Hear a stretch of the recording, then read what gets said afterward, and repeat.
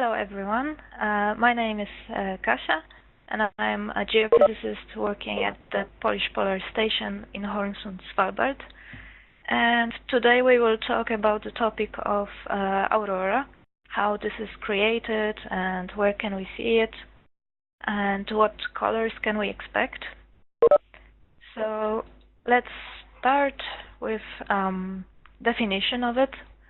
So aurora is caused by emission of light, which is caused by collisions of charged particles with the atmospheric gases in the upper atmosphere.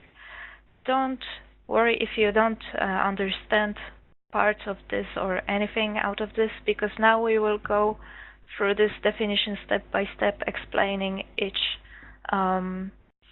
phrase. So maybe let's start with charged particles. What is their origin? To talk about it, we need to take a closer look at the sun. So the sun is constantly emitting electromagnetic waves. It's solar radiation. Here on Earth we can see some small part of this radiation as visible light, but it also emits matter. It is called solar wind, and solar wind is a plasma. Plasma is actually very hot gas in which atoms are not stable anymore. So we have separated electrons and protons, and they are not joined. So this is matter emitted from the sun almost constantly with different speed. Usually it's around 400-500 kilometers per second. And then we also have sudden outbursts of this plasma from the sun, and we call it coronal mass ejections and solar flares. And these sudden outbursts are correlated with solar activity cycle, which is around 11 years. So as you can see here, now we are in a 24th cycle of activity. Actually, right now we are getting out of this maximum, and the solar activity is decreasing. The maximum of the solar activity was around 2012 and 2014. But it doesn't mean that, for example, if we have it doesn't mean that if we have solar minimum, there is no solar activity. For example, during solar maximum, we expect around three coronal mass ejections per day, while during solar minimum it will be around 1 solar ejection per 5 days.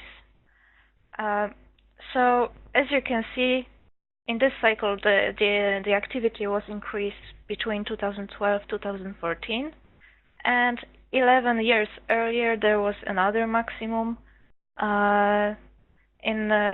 during which there was increased activity. I can show you a video. Actually, where is it? Yes. Share screen. Okay, so I have this video of solar storm that occurred in 2010. You can see some active regions on the sun, which are emitting this big amounts of plasma. So this is how it looks like. Yeah, sudden outbursts. Okay. Yes. Let's go back to the presentation.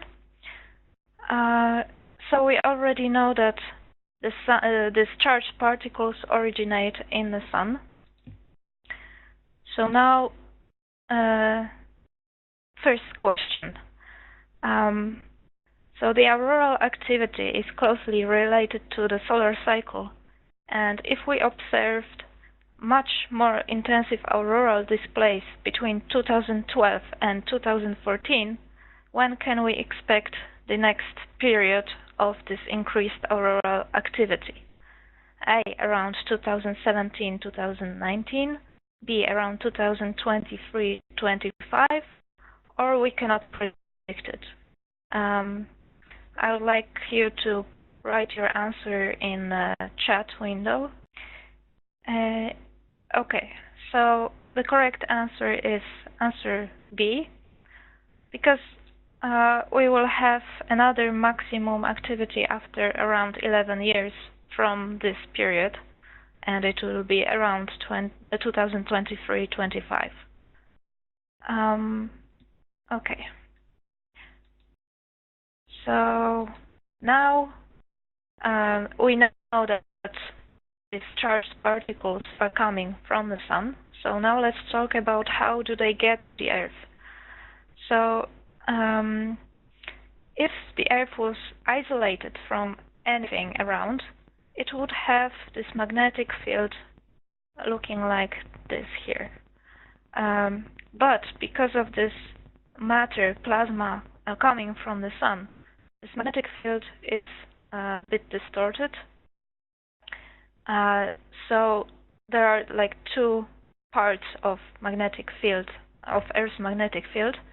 One is this part is a bit compressed, and there is elongated part here called magnetotail. But now I will show you again, share screen. I will show you how this solar wind interacts with the Earth's magnetic field, because these particles, they have to kind of enter into the Earth's magnetic field. And what is actually important about plasma is that it carries its own magnetic field. So here you can see a magnetic field line coming from the solar wind. Here is Earth's magnetic field line, just one line. And now we will see how this is moving. So the solar wind is reaching space around the Earth, and as it comes closer to the Earth, these lines are connecting, and now they are dragged into the magnetotail part slowly. Okay. And if there is strong solar wind, these lines, they will again reconnect in this magnetotail part. So now this plasma that was carried with the solar wind is coming into this closed line of magnetic field of Earth. So now they are disconnecting again, and this plasma now is trapped here.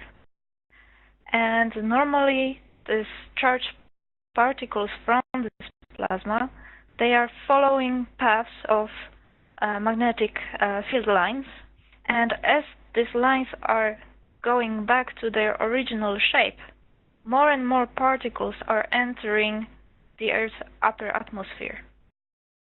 So as this is restoring its shape, these charged particles from the plasma, they are entering upper atmosphere. Okay, so that would be it from the magnetic field. So yes, what is important is that we need to remember that plasma, the solar wind, influences the shape of the Earth's magnetic field, and particles are following the field lines. And as you could see on in this video, these particles, they were following these closed lines, which is why we observe aurora mostly at some specific latitudes. These latitudes are concentrated around magnetic poles, both for southern and northern hemisphere. So actually, at the magnetic poles, the probability of seeing aurora is not as high as a bit lower latitudes, magnetic latitudes. And if we measure magnetic field of Earth, then actually changes of this magnetic field, we can investigate changes in space conditions. And actually, Polish Polar Station is one of monitoring sites of geomagnetic activity. This is how measurements are done. And yes, so there are many stations worldwide that are monitoring this activity. Okay. So we already know that charged particles are coming from the Sun. They are entering Earth's magnetic field. They are following its lines, and they are entering the upper atmosphere. So when I'm talking about upper atmosphere, I'm talking about this region of the atmosphere lying above, let's say, 100 kilometers above the Earth's surface. As you can see here, this is a zone called thermosphere. It extends here, and most of the auroras occur in the altitudes between 100 and 200 kilometers. For example, not satellite, well, it is satellite, but International Space Station orbits the Earth at around 300 kilometers altitude, but GPS satellites, they are at 20,000 kilometers above the Earth's surface. And once I got a question if aurora occurs above clouds or below.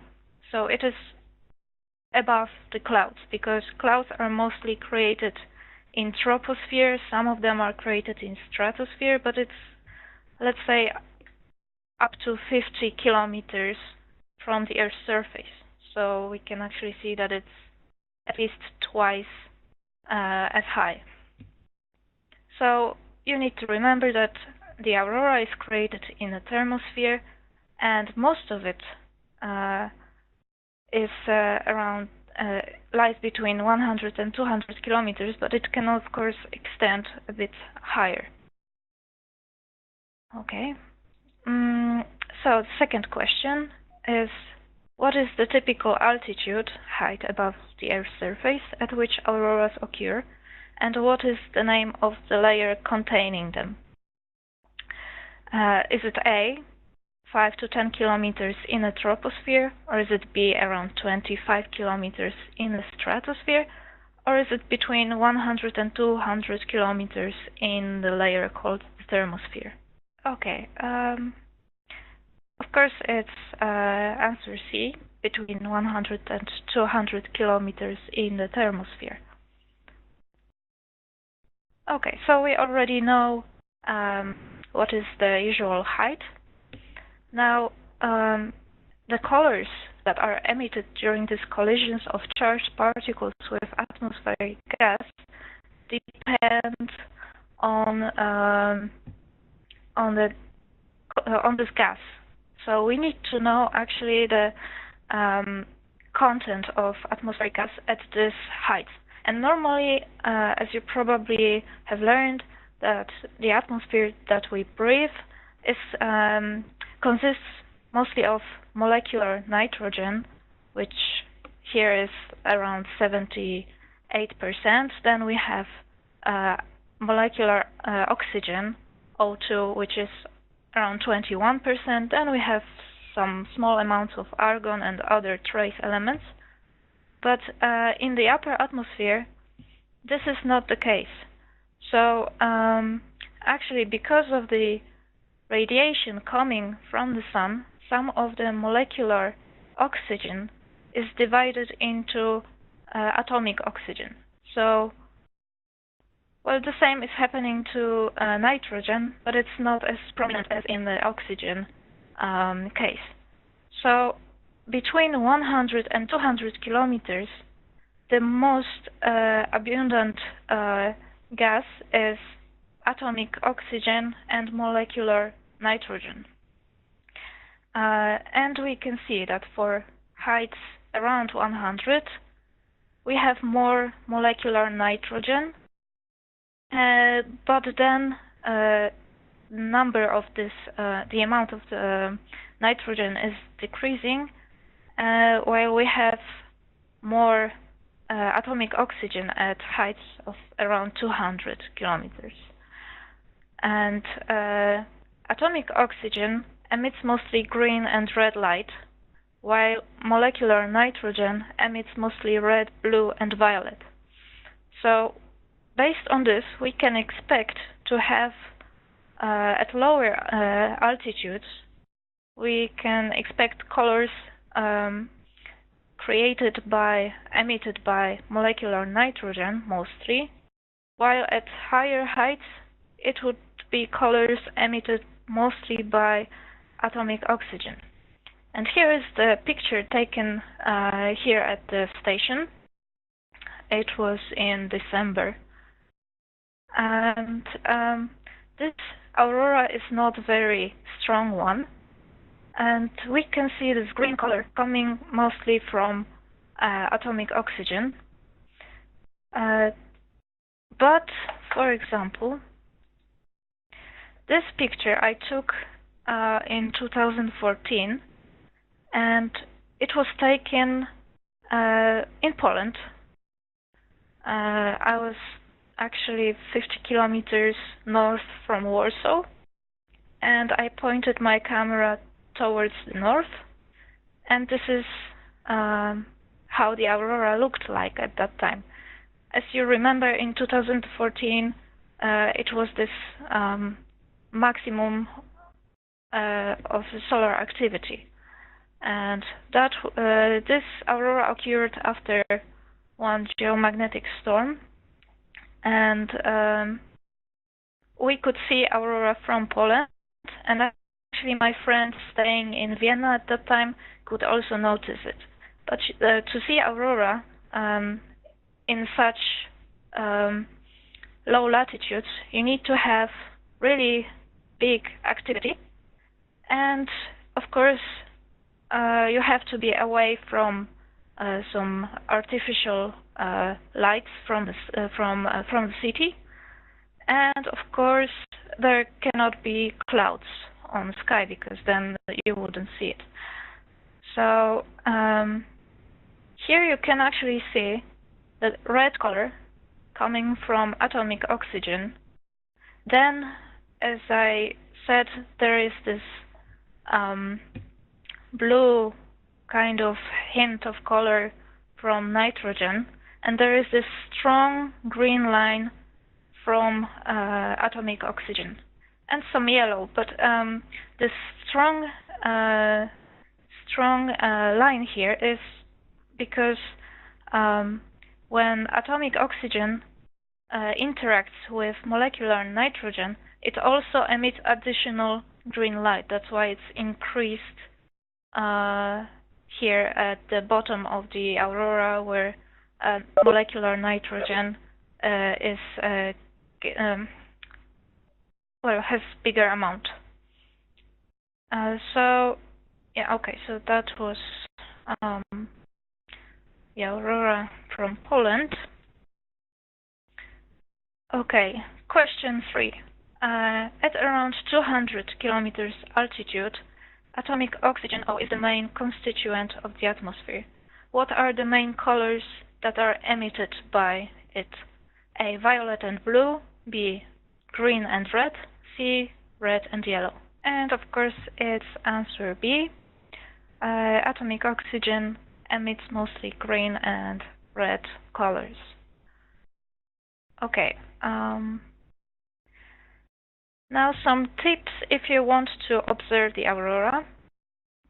So, as we already talked about, aurora is caused by disturbances in Earth's magnetic field, and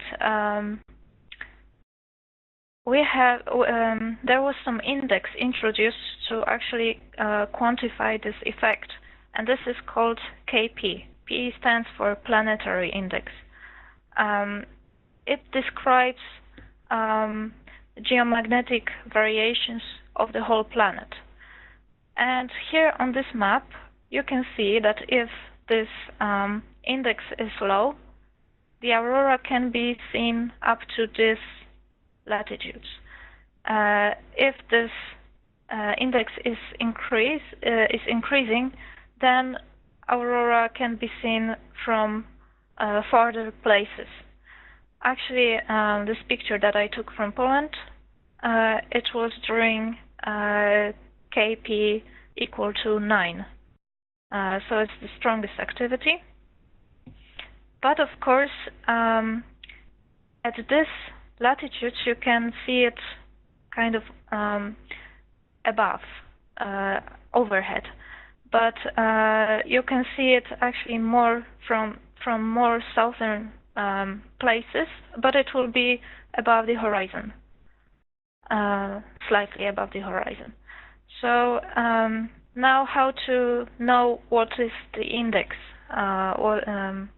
if we can expect some increased activity or not. So I recommend you going to website of Space Weather Prediction Center, and here you can observe actually you have many things going on. You have solar wind speed, which is quite slow right now, and here you will get some predictions of storms. So right now there is actually a prediction of minor storm. This index K, if it's around 5, it's a minor storm. Then around 7, it's moderate storm, and around 9, it's a big storm. So right now we have actually this issue of minor storm, so we can expect increased aurora extent. And as you can see, for this event, we will be able to notice aurora up to this line KP equal to 5. So yeah, mostly southern parts of Scandinavia, and yeah. So it won't be a big storm, but it will increase the extent of aurora. But going back to the home page, okay, actually here. So where is this key index? Key index is over here, and you can see 3 is not really big activity, right? So if it's below 4, it's low activity, and you can see it here. Here actually you have the prediction forecast of the aurora, so it's actually easier to visualize from which places aurora will be seen. So if we play it, we have how this aurora propagates. So, but this is for today, I think, yes. And this is probability of seeing aurora. But as I mentioned before, probability of seeing aurora is one thing, but then we have to have clear sky. The moon cannot be really bright, and we have to be quite far away from city lights. If you're interested, then you can also check these coronal mass ejections that I told you about. Okay, they are loading. Generally, if there is some brightest stream in some direction, it's fine, but it's not coming in our direction. It will be coming in our direction when it will gradually become brighter in all directions, because then it means it's moving towards Earth. And here you can see that this storm that is issued for tomorrow has G1, this index. So for you to predict the aurora, the most important is this S and G index. S stands for solar, G is geophysical. So we have here solar activity and geomagnetic activity. So the last observed maximums, they were not really big ones, but we have a prediction of this G1 for starting from tomorrow. And what I can show you also is movie. I mean, this is actually a set of pictures.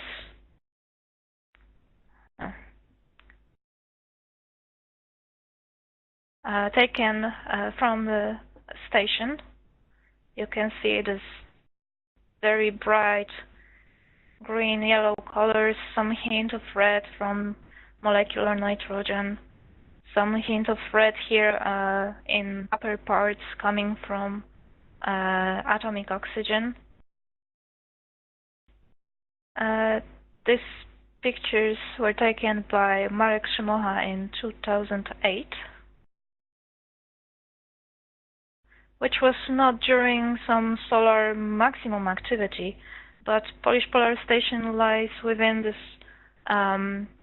band that enables us to see northern lights quite often. Of course, for half of year it is too bright to see it, but during night it's really spectacular.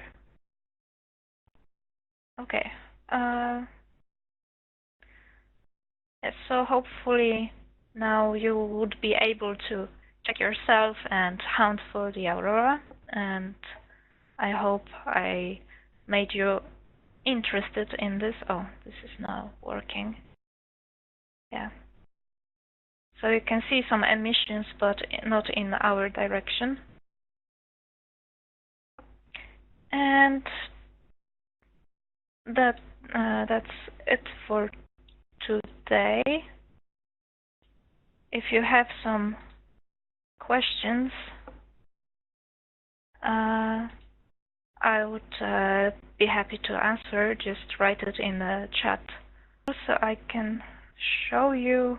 Let's share screen again. How northern lights are visible from space. Okay, so this is a record made by International Space Station crew.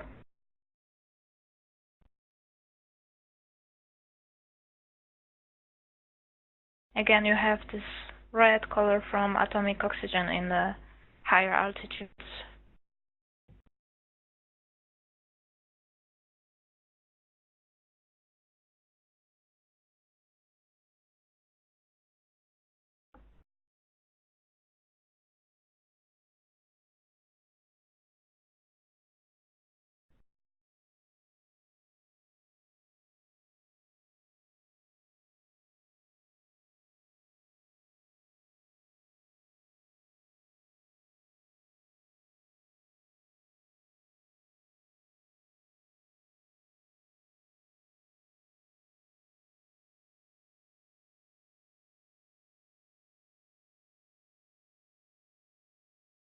Okay, well, you can actually check this website of NASA or European Space Agency, and I'll come back to you. So if you have any question, you can ask me. What's the best period to observe aurora? So, well, it depends on the solar activity first, because the increased activity makes more auroras, more intensive auroras. Then there is also this condition of dark night, because like here at our location, we have midnight sun for a few months, and then it's too bright to see anything. Of course, aurora occur also during day. It's just too bright to see it. So the best is if it's strong activity, it's dark night, and you're far away from city, then you will see it quite clearly.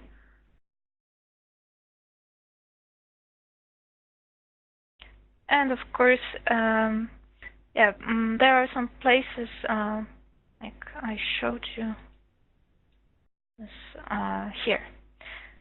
There are places that auroras are visible for almost all the time. It's almost 100% probability of seeing aurora.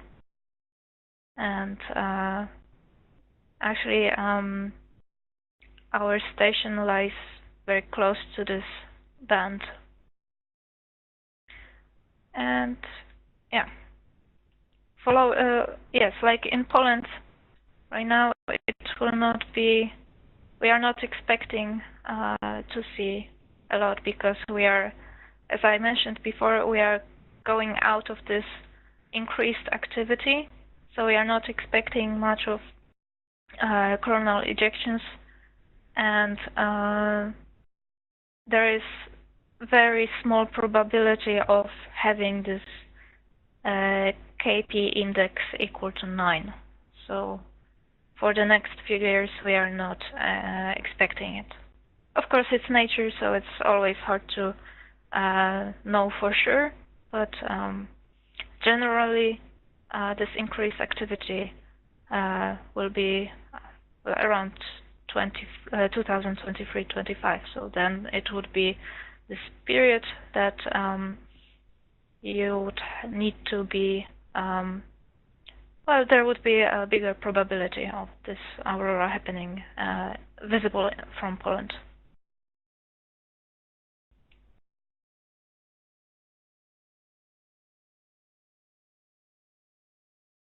And maybe such additional information is that auroras are not only visible on Earth, but they are also observed on other planets. I'm not sure if I will find this right now, but if you Google extraterrestrial auroras, you will be able to see it.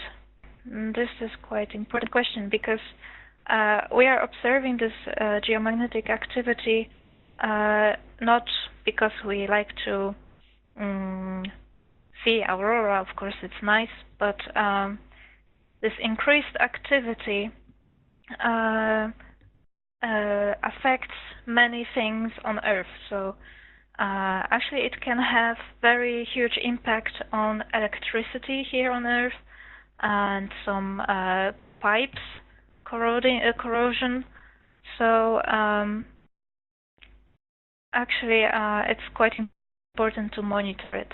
For example, in '89, it was, I think, March, there was really strong activity, solar activity, and this geomagnetic storm affected most of Canada. When these people living there, they didn't have electricity. There was a blackout of the whole province of Canada. Okay. Yes. And also it affects our satellites, because the discharged particles are hitting equipment on the satellite. So sometimes there might be disruptions in communication, and yeah. When was the last time when we could see aurora in Poland? I think I'm not sure, but I think the last time was in 2014, actually. There could be some event later, but I don't remember. Yeah, but after 2014, this solar activity was decreasing, so I'm not sure if there was any of such event visible in Poland. Yeah, okay. Artificial aurora. This is very funny question because actually we are inducing kind of aurora all the time, similar thing to aurora, because we have, for example, neon lights. In neon lights, it's the same situation. We have plasma inside, some gas, and we are inducing some excited states of this gas, which in turn emits light. So we have different neons having different colors because we have different gas inside, which emits this light. So actually we are having this artificial thing all the time. And nowadays, when we talk about aurora, like artificial aurora in upper atmosphere, we are able to induce it artificially. But this is just for research. So sometimes there could be such cases. Actually, the same situation, apart from neon lights, you can have in plasma about plasma TVs, where it's also the same mechanism involved. Okay, ecologists. Well, there are not such strong detonations that would really they will be always criticized by ecologists because they criticize impacting on our environment. But I mean, this impact is almost always through natural things, so I'm not sure if we should be worried about research in this case. And I cannot tell you exactly when this artificial auroras were created. I don't remember, actually. Yeah, thank you for today. Thank you for listening, and hopefully now you know a bit more about auroras and how they are created. So I wish you good aurora hunting in next year's, the next solar activity maximum. So thank you, and hopefully see you during the next lesson.